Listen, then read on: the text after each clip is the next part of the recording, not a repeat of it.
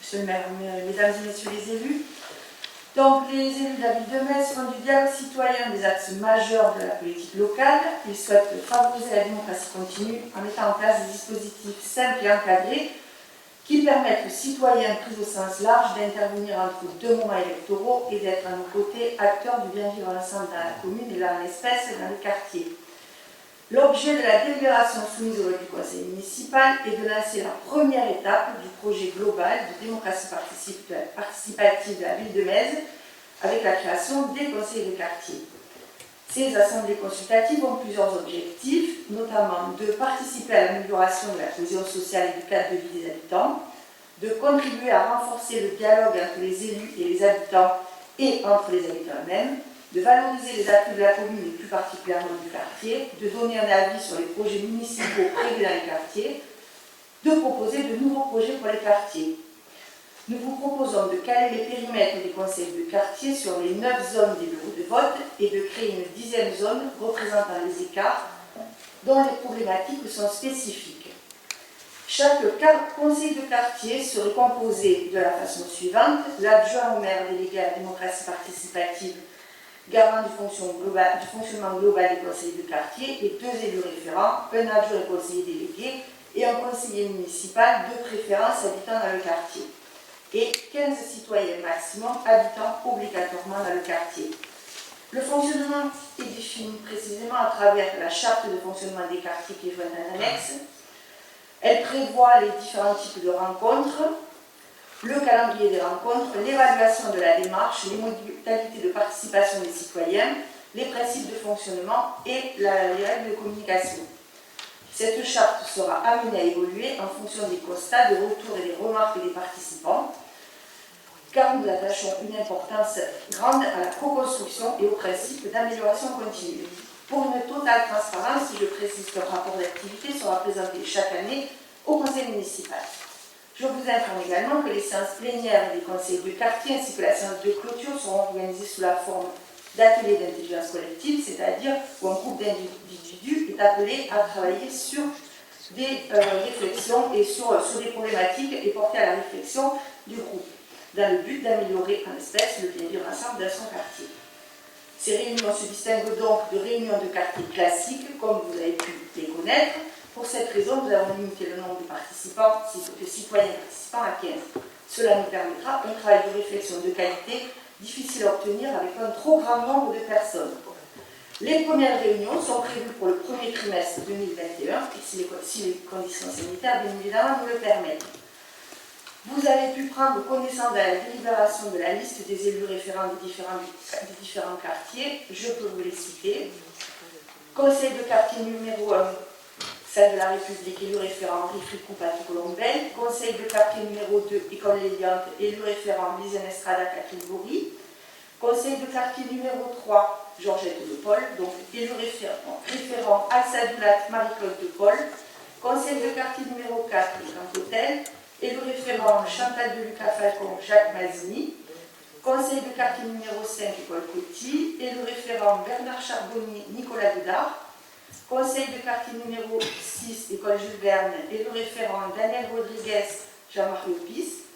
Conseil de quartier numéro 7, Salim Mostel, Nathalie Cabrol et Véronique Bernal, élu référent. Conseil de quartier numéro 8, École Clémenceau, élu référent Benoît Sol, Didier Aspa. Conseil de quartier numéro 9, Maison du Temps Libre, élu référent Marie-Lilian Malaviole, Philippe Garcès.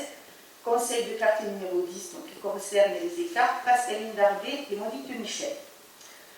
Il vous est donc demandé de bien vouloir approuver la création des conseils de quartier et leur périmètre, d'approuver les modalités de fonctionnement telles que définies actuellement dans la charte annexée et de désigner les élus référents du quartier comme mentionné dans la délibération. Bien, merci. Y a-t-il des questions? Madame Gelbert. Bonsoir. Alors, d'abord, nous sommes agréablement surpris par ce projet. La création des conseils de quartier faisait et font partie des engagements forts du programme d'Agir pour Metz. Votre programme faisait référence... Oui, peut-être. Oui, nous aussi, hein. Oui, voilà. Mais votre programme faisait référence plus à des comités de citoyens et collectifs d'habitants. Alors par contre, quelques points ont retenu notre attention. Vous proposez à des villageois de quartiers différents d'intégrer les conseils de quartier. Toutefois, le mode de désignation est très flou. Comment cela va-t-il se dérouler? Premier inscrit, premier servi. Et comment comptez-vous gérer la liste d'attente? Cette opacité n'est pas compatible avec le principe de démocratie participative. Pourquoi ne pas plutôt envisager d'autres modes de désignation? Alors, nous nous posons, vous voulez, je continue, hein. Nous nous posons également la question de la pertinence de la présence de monsieur le maire et de l'élu à la participation citoyenne en tant que référent de quartier. Comment peut-on être à la fois juge et partie? N'y a-t-il pas conflit d'intérêt? Manqueriez-vous d'élus, hein? Sinon, pourquoi ne pas avoir convié les élus minoritaires en tant que référents de quartier? Nous sommes, et je vous le rappelle, en droit de siéger dans les conseils consultatifs. La reconnaissance et l'implication des minorités attesteraient votre choix de mettre en place une démocratie participative. L'équipe d'Agir pour Metz est convaincue qu'inclure les minorités permet de dépasser les contradictions et de construire collectivement les solutions d'intérêt général. Là pour les points. Donc, très bien. Je vais juste répondre sur tout d'abord à la question sur la sélection des citoyens. Il n'y a rien d'opaque. Il y aura une adresse mail, une communication sera faite à l'attention du grand public. Il y aura une adresse mail, il y a 15 places et les 15 premiers seront retenus. Et pourquoi, enfin, je suis désolée. C'est le choix que nous avons fait. Nous sommes dans le domaine extra-légal. On organise les conseils de quartier un peu librement. Et pour le démarrage, on a choisi cette modalité. Rien n'empêche, dans les années futures, de faire évoluer en fonction des retours que nous aurons. Parce qu'un tirage au sort serait peut-être un peu plus... Oui, bien sûr, le tirage au sort, oui, effectivement. Mais on souhaite qu'il y ait une démarche volontaire. Donc, nous verrons les 15 premiers qui se seront manifestés. Et pour notre participation?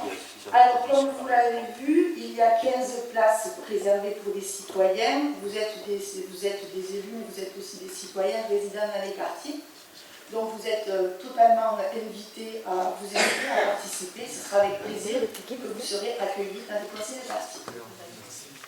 Oui, mais là, normalement, on devrait pouvoir être invité. Non, nous sommes toujours dans le domaine extra-légal. Il n'y a aucune obligation d'inclure et de réserver des postes aux élus d'opposition.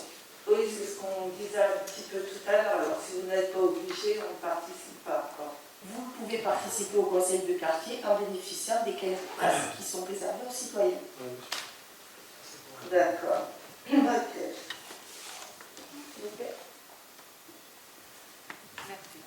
Oui, Madame Silva.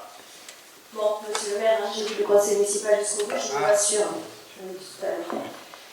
Donc, à première lecture, comme vos comités consultatifs, je me suis dit, je vais les féliciter d'avoir tenu compte du programme d'Agir pour Metz. Eh oui, mais vous pouvez rire parce que ce n'était pas dans votre programme.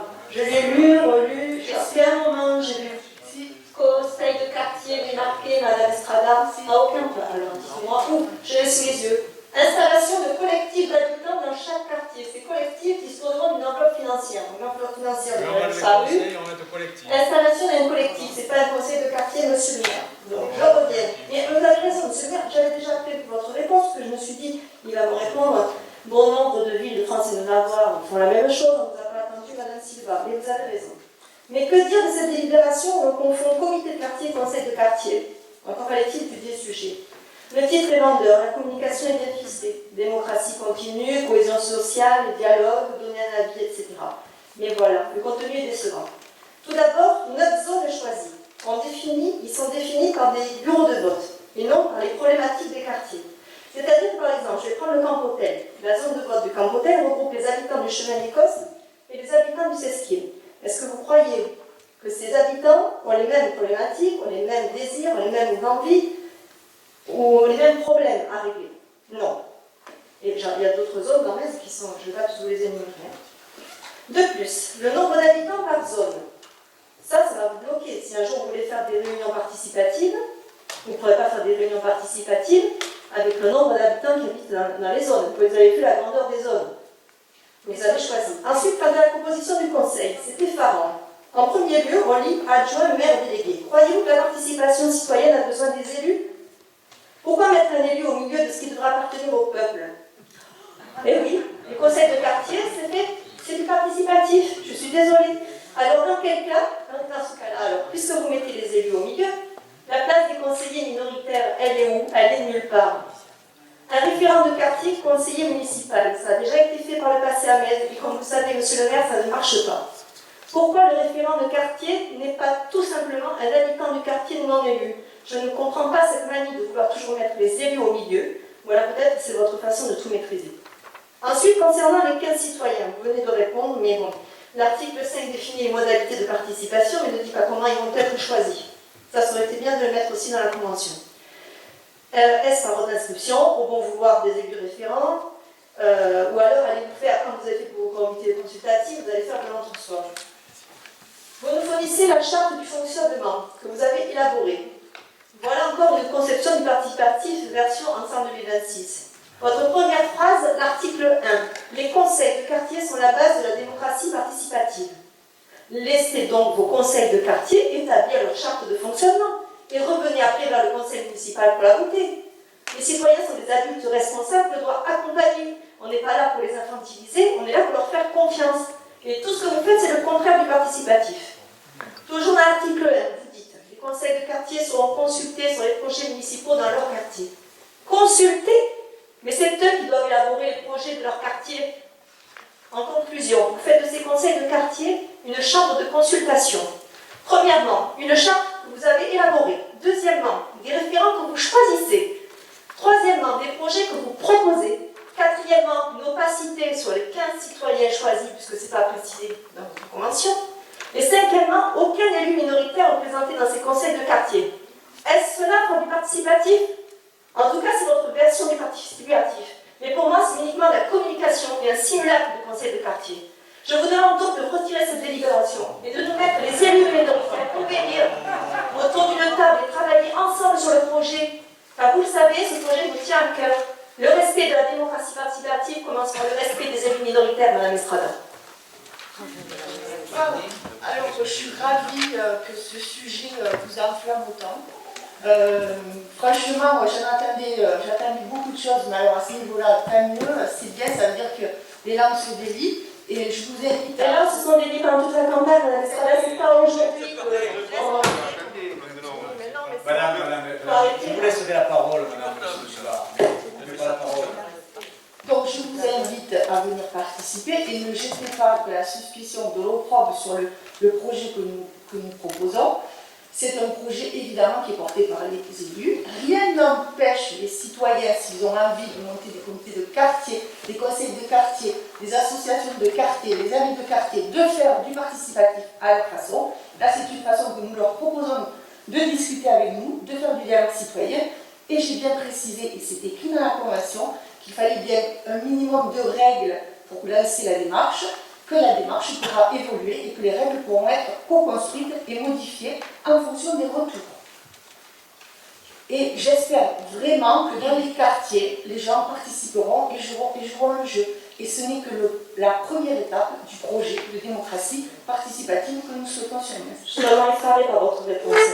Parce qu'en fait, vous considérez les élus minoritaires comme de simples citoyens de quartier. Je suis désolée, Madame Estrada, mais on est élus autant que vous, on n'est pas des sous-élus ici. Il n'y a pas vous sur votre tribune et nous. Vous comprenez ça? Je le comprends très bien. Mais je suis désolée. Est-ce que vous nous proposez? Mais oui, c'est pas votre vision. C'est pas votre vision de la démocratie. Il y a vous sur votre estrade et les autres élus. Et nous, on est considérés, je suis désolée, comme de simples habitants de quartier. On est élus aussi et on a notre mot à dire. Et vous l'avez totalement exprimé, c'est le conseil municipal que vous exprimez. Donc vous avez entendu, on a bien compris quel était votre point de vue. Bien. Merci Madame Estrada, merci Madame Silva. je me vois qui est pour, qui s'abstient, qui est contre.